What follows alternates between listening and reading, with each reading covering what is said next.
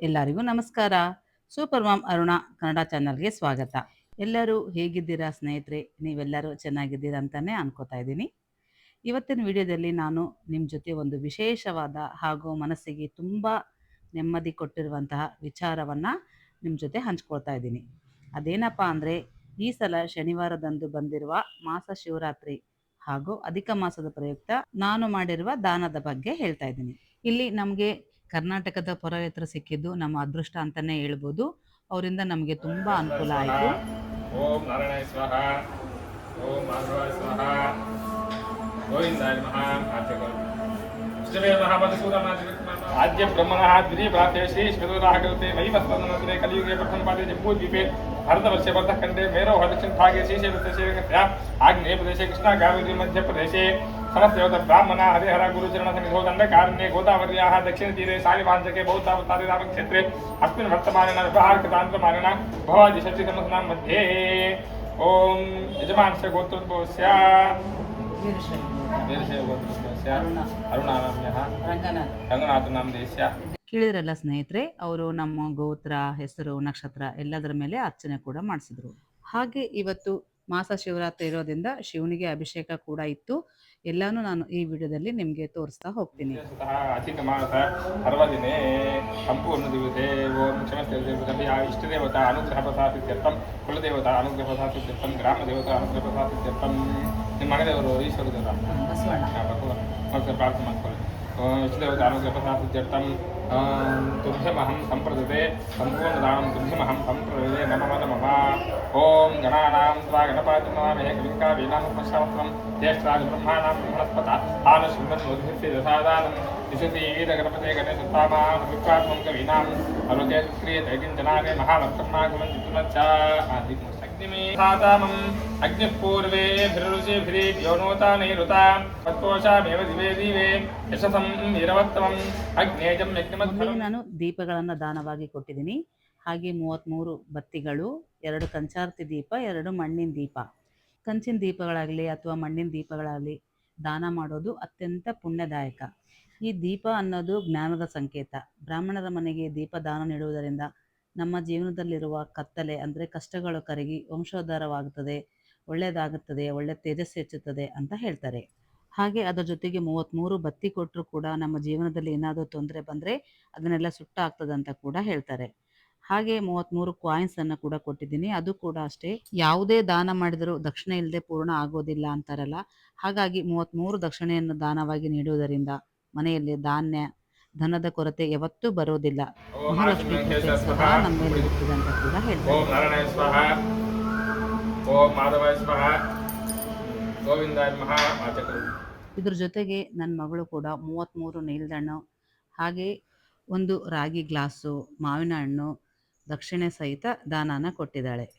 ಇವತ್ತು ನೀಲ್ದಣ್ಣು ನಾವು ಯಾಕೆ ದಾನ ಕೊಟ್ಟಿದ್ದೀವಿ, ಹಾಗೆ ಈ ರಾಗಿ ಗ್ಲಾಸ್ ದಾನ ಕೊಡೋದ್ರ ಮಹತ್ವ ಏನು ಅನ್ನೋದನ್ನು ಕೂಡ ಇದೇ ವಿಡಿಯೋದಲ್ಲಿ ನಿಮಗೆ ಹೇಳ್ತೀನಿ. ನಂದಿ ಗೋತ್ರಸ್ಯ ಮಹೇಶ್ ನಾಮದೇಶ ವಿದ್ಯಾರನಾಮ್ಯಃ ಕುಶಲನಾಮ್ಯಃ ನಾಗೇಂದ್ರಪ್ಪ ನಾಮದೇಶ ಲಕ್ಷ್ಮೀದೇವಿ ನಾಮ್ಯಃ ಭಾಸ್ಕರ್ ನಾಮದೇಶ ಶೈಲಾನಾಮ್ಯಃ ಯಶಸ್ವಿನಿ ನಾಮ್ಯಃ ಶರಣ್ ನಾಮದೇಶ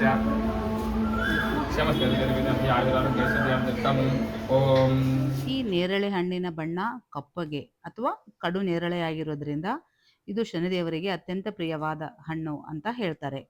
ಮಾಸ ಶಿವರಾತ್ರಿ ಎಂದು ಶನಿವಾರದಂದು ಈ 33 ನೇರಳೆ ಹಣ್ಣುಗಳನ್ನು ದಾನ ನೀಡುವುದರಿಂದ ಶನಿದೇವರ ವಕ್ರದೃಷ್ಟಿ ಕಮ್ಮಿಯಾಗಿ ಅವರ ಕೃಪೆ ದೊರಕುತ್ತದೆ ಅಂತ ಕೂಡ ಹೇಳ್ತಾರೆ. ಹಾಗೆ ಇದು ಅಮೃತಕ್ಕೆ ಸಮನಾದ ಹಣ್ಣು ಅಂತ ಕೂಡ ಹೇಳ್ತಾರೆ. ಹಾಗಾಗಿ ಇದನ್ನು ದಾನ ಮಾಡೋದ್ರಿಂದ ಆಯುಷ್ಯ ಮತ್ತು ಆರೋಗ್ಯ ವೃದ್ಧಿಯಾಗುತ್ತೆ. ಹಾಗೆ ರಾಗಿ ಪಾತ್ರೆ, ರಾಗಿ ರಾಗೋರ್ತುಂದೆ ಅಂತ ಹೇಳ್ತಾರಲ್ಲ, ಹಾಗಾಗಿ ತಾಮ್ರ ಅಂದರೆ ರಾಗಿ ಪಾತ್ರೆ ಆಗಲಿ ಅಥವಾ ಗ್ಲಾಸ್ ಆಗಲಿ ದಾನ ಮಾಡೋದು ಅತ್ಯಂತ ಪವಿತ್ರ. ತಾಮ್ರವು ಸೂರ್ಯನ ದೇವರಿಗೆ ಸಂಬಂಧಪಟ್ಟ ಲೋಹ ಅಂತ ಹೇಳ್ತಾರೆ. ಇದನ್ನು ದಾನ ಮಾಡೋದರಿಂದ ಸಮಾಜದಲ್ಲಿ ಕೀರ್ತಿ, ಗೌರವ ಹೆಚ್ಚುತ್ತದೆ. ಹಾಗೆ ಮನೆಯಲ್ಲಿ ನಕಾರಾತ್ಮಕ ಶಕ್ತಿಗಳು ಕೂಡ ದೂರವಾಗುತ್ತವೆ. ಬ್ರಾಹ್ಮಣರು ಇದರಲ್ಲಿ ತೀರ್ಥ ಅಥವಾ ನೀರನ್ನು ಕುಡಿಯೋದ್ರಿಂದ ದಾನ ಮಾಡಿದವರಿಗೆ ಅಕ್ಷಯ ಪುಣ್ಯ ಸಿಗುತ್ತದಂತ ಕೂಡ ನಂಬ್ತೀವಿ. ಸ್ನೇಹಿತರೆ, ನಾನು ಕೇವಲ ವಸ್ತುಗಳನ್ನು ದಾನ ಮಾಡಿಲ್ಲ, ಅದರ ಹಿಂದಿರುವ ಎಷ್ಟೋ ಪುಣ್ಯದ ಫಲಗಳು ಹಾಗೆ ದೇವತೆಗಳ ಆಶೀರ್ವಾದವನ್ನು ನಮ್ಮ ಕುಟುಂಬಕ್ಕೆ ಸಿಗಲಿ ಅಂತ ಭಕ್ತಿಯಿಂದ ಸಮರ್ಪಿಸಿದ್ದೇನೆ. ಶನಿವಾರ ಮಾಸ ಶಿವರಾತ್ರಿಯಂದು ಶನಿದೇವರಿಗೆ ಪ್ರಿಯವಾದ ಹಣ್ಣು ಹಾಗೆ ಎಲ್ಲ ವಸ್ತುಗಳು ದಾನ ಮಾಡಿದ್ದು ನನ್ನ ಜನ್ಮ ಸಾರ್ಥಕ ಅನಿಸ್ತು.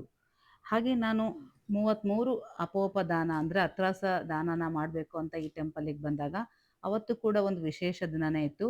ಅವತ್ತು ಸಂಕಷ್ಟಹರ ಚತುರ್ಥಿ ಇತ್ತು. ಅವತ್ತು ಕೂಡ ಗಣೇಶನಿಗೆ ಅಭಿಷೇಕ, ಇದೇ ರೀತಿ ಅಲಂಕಾರ, ನೈವೇದ್ಯ, ಮಂಗಳಾರತಿ ಎಲ್ಲನೂ ಇತ್ತು. ಹಾಗೆ ಇವತ್ತು ಕೂಡ ವಿಶೇಷವಾಗಿ ಹಾಗೆ ಅಭಿಷೇಕ ಇರುವುದು ತುಂಬಾ ನನಗೆ ಸಂತೋಷವಾದ ದಿನ ಅಂತ ಹೇಳ್ಬೋದು. ಅದೇನೋ ಹೇಳ್ತಾರಲ್ರಿ, ಬಲಗೈಲೇ ಮಾಡಿದ್ದಾನ ಎಡಗೈಗೆ ಗೊತ್ತಾಗಬಾರ್ದು, ಎಡಗೈಲೇ ಮಾಡಿದ್ದು ಬಲಗೈಗೆ ಗೊತ್ತಾಗಬಾರ್ದು. ಬಟ್ ಇವ್ರು ತೋರಿಸ್ತಾ ಇದ್ದಾರಲ್ಲ ಅಂತ ಅನ್ಕೋತಾ ಇದ್ದೀರೇನೋ. ಬಟ್ ನನಗೆ ಇಬ್ಬರು ಮೂವರು ಕೇಳಿದರು ಭಾಳ ಜನ, ನೀವು ಹೇಗೆ ಮಾಡ್ತೀರಂತ ಸ್ವಲ್ಪ ತೋರಿಸಿದ್ರೆ ನಮಗೂ ಒಂದು ಐಡಿಯಾ ಬರುತ್ತೆ ಅಂತ. ಹಾಗಾಗಿ ನಾನು ಪ್ರತಿಯೊಂದನ್ನು ವಿವರವಾಗಿ ಹೇಳ್ತಾ ಇದ್ದೀನಿ. ಈಗ ಮಿಸ್ ಆದರೆ ದಾನ ಮಾಡೋದಕ್ಕೆ ಇನ್ನೂ ಸಾಕಷ್ಟು ಒಳ್ಳೆ ಒಳ್ಳೆ ದಿನಗಳು ಬರ್ತಾವ. ಅದು ಕೂಡ ಯಾವಾಗ ಮಾಡಬೇಕು ಏನಂತ ಮುಂದಿನ ವಿಡಿಯೋದಲ್ಲಿ ನಿಮ್ಮ ಜೊತೆ ಶೇರ್ ಮಾಡ್ತೀನಿ.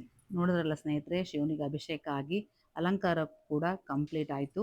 ಶನಿವಾರದ ದಿನ ಬಂದಿರುವ ಮಾಸ ಶಿವರಾತ್ರಿ ಅತ್ಯಂತ ಅಪರೂಪ ಮತ್ತು ಶ್ರೇಷ್ಠ ಅಂತ ಹೇಳ್ಬೋದು. ಶನಿ ದೇವರಿಗೆ ಶಿವನೇ ಗುರು ಅಲ್ಲ, ಹಾಗಾಗಿ ಈ ದಿನ ಪೂಜೆ ದಾನ ಮಾಡುವುದು, ಜಾತಕದಲ್ಲಿರುವ ಶನಿ ದೋಷ ಅಥವಾ 7 ಶನಿ ಪ್ರಭಾವ ಮತ್ತು ರಾಹು ಕೇತು ದೋಷಗಳು ಏನಾದರೂ ಇದ್ದರೆ ಎಲ್ಲನೂ ದೂರವಾಗಿ ಜೀವನದಲ್ಲಿ ಸುಖ ಶಾಂತಿ ನೆಲೆಸುತ್ತೆ ಅಂತ ಕೂಡ ಹೇಳ್ತಾರೆ. ಈಗ ಅಧಿಕ ಮಾಸ ಮುಗಿದು ಹೋಗಿದೆ, ಆದರೂ ಈ ವಿಡಿಯೋ ಯಾಕೆ ಅಪ್ಲೋಡ್ ಮಾಡ್ತಾ ಇದ್ದೀನಿ ಅಂದರೆ, ನಾನು ಗುಡಿಗೆ ಹೋದಾಗ ಎಲ್ಲ ವಿಡಿಯೋಗಳನ್ನು ಶೂಟ್ ಮಾಡಿದ್ದೆ, ಬಟ್ ಅಪ್ಲೋಡ್ ಮಾಡೋಕ್ಕಾಗಿರಲಿಲ್ಲ. ಲೇಟ್ ಆದರೂ ಪರವಾಗಿಲ್ಲ, ಈಗಾದರೂ ಮಾಡೋಣ ಅಂತ ಮಾಡ್ತಾ ಇದ್ದೀನಿ. ಇನ್ನೂ ಅಮಾವಾಸ್ಯೆ ಪೂಜೆದು 2 ವಿಡಿಯೋ ಇದ್ದಾವೆ, ಅದು ಮುಂದಿನ ವಿಡಿಯೋದಲ್ಲಿ ಅಪ್ಲೋಡ್ ಮಾಡ್ತೀನಿ. ಸ್ನೇಹಿತರೆ, ನೀವೆಲ್ಲರೂ ಈ ಅಧಿಕ ಮಾಸವನ್ನು ಹೇಗೆ ಆಚರಣೆ ಮಾಡಿದ್ರಿ, ನೀವು ಏನೇನು ವಿಶೇಷ ಪೂಜೆ ಅಥವಾ ದಾನ ಮಾಡಿದ್ರಿ ಅನ್ನೋದನ್ನು ಕಮೆಂಟಲ್ಲಿ ತಿಳಿಸಿ.